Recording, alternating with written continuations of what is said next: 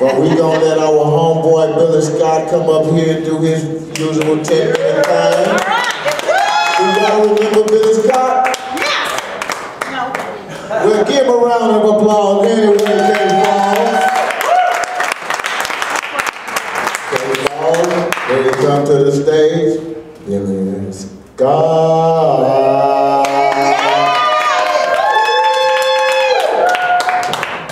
Thank you, anyway. How's everybody doing? Good job. Yeah! Everybody out here to have a good time? Ready to laugh? Yeah! Alright. Well, I'm on stage now, so as always when I come to stage, I like to just tell everybody, please turn your cell phones to vibrate. Ladies, please turn your vibrators to silent. I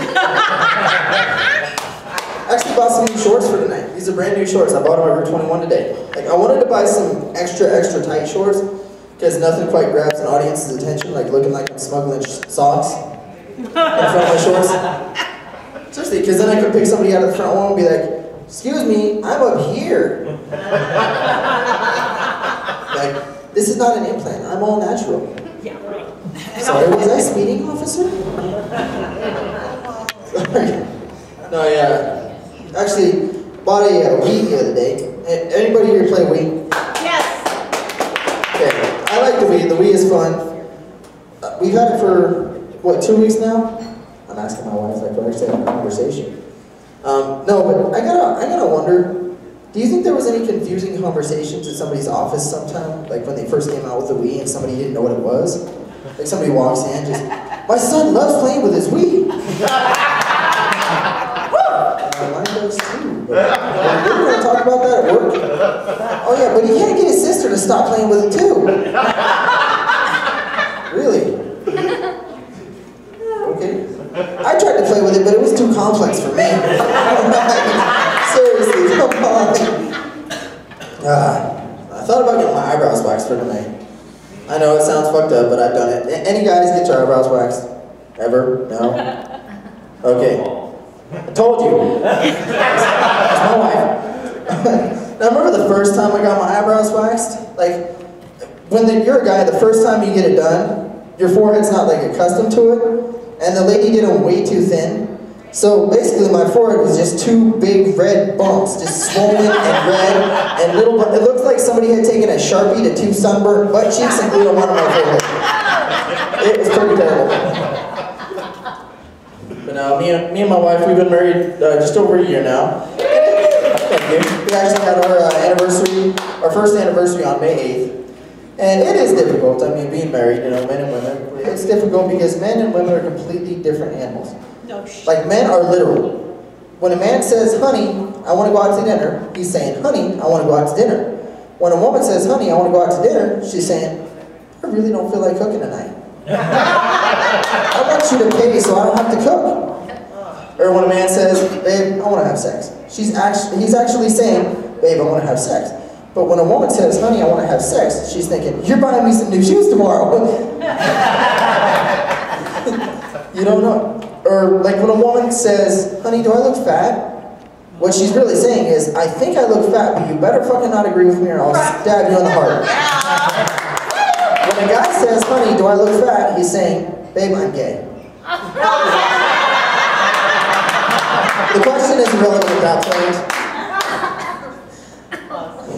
Yeah. But like women do get way too dramatic about everything, and I'm sure you ladies can agree with me, everything is so dramatic. Like everything that happens to you is the worst thing that could possibly happen. And I think that's why women watch the Lifetime channel. To keep themselves sane, because they take everything so seriously and so dramatically. Like a woman could wake up and she could think her butt looks 2 sizes too big, but in the back of her mind she's thinking, well, at least I wasn't getting beaten and raped like the girls on the Lifetime channel. So I knew the woman wouldn't laugh at that. Sorry, it's the kind of a woman, it's the difference between a woman's movie and a guy's movie. Like, in a guy's movie, the hero was always the one doing the beating. But in a woman's movie, the hero was Tina Turner.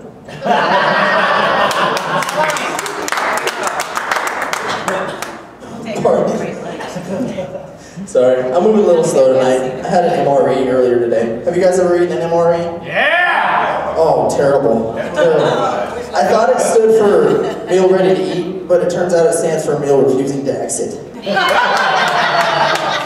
Oh god, like 2 hours before I got here, I gave birth to a Volkswagen Beetle on the toilet. Just saying, it's terrible. We're thinking about going camping here pretty soon. Anybody go camping? Yeah. I love going camping. When you're from Klamath Falls, Oregon, you go camping because you're poor and there's nothing else to do. Let's face it, camping is a poor person's vacation. It's just how it is. But the one thing I don't like about camping, I don't know about y'all, I cannot take a solid shit in the woods to save my life. Like, when I go out in the woods for long enough, my butthole becomes a geyser. There's nothing but scalding water shooting out of it. Like, I definitely need to take MREs with me when I go camping, just to make sure that doesn't happen. Yeah, but, no, actually, we're getting ready to move to Texas here in a couple of weeks. Yeah, I'm going to try some new venues down there. I actually just quit my job just a couple of days ago, Purple Parrot. Oh, thank you. She knows what Purple Parrot is. I've had a lot of jobs, actually. My first job was a paper route, and that was fun, because you get to drive down the street or ride down the street on a bicycle and throw stuff at people, like papers, obviously. Yeah. Is there any better way to train a drive-by shooter? Just saying. And then just after high school, I had a job at McDonald's. And I gotta ask, what is the hiring criteria at McDonald's? Like, you either have to have some teeth missing, or you have to be fat. And I don't mean any kind of fat. I mean like cheat codes on the WeFit fat.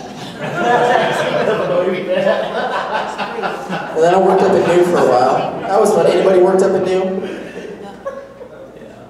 Okay, at least one person. Usually like half the audience is worked up at New because this is Klamath Falls.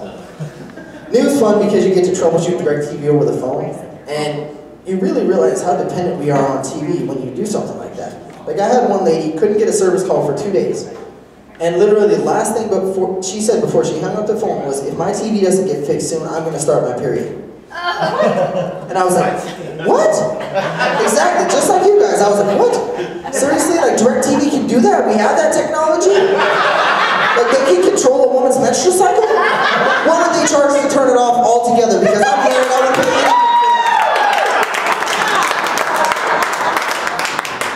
Alright, and then last job I had, like I said, was Purple Parrot. Purple Parrot's fun. There's a lot of strange people who come into Purple Parrot.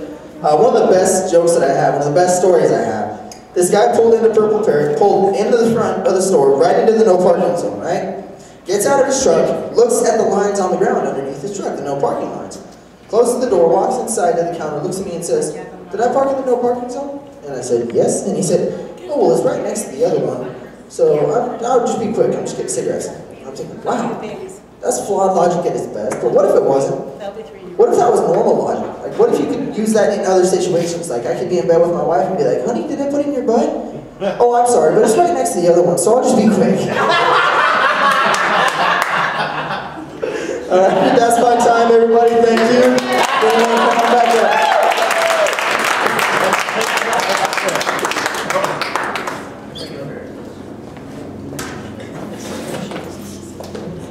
One more time for Billy Scott. And y'all, that's just the beginning of this right here. Your feature comedian, she competed in the Seattle Comedy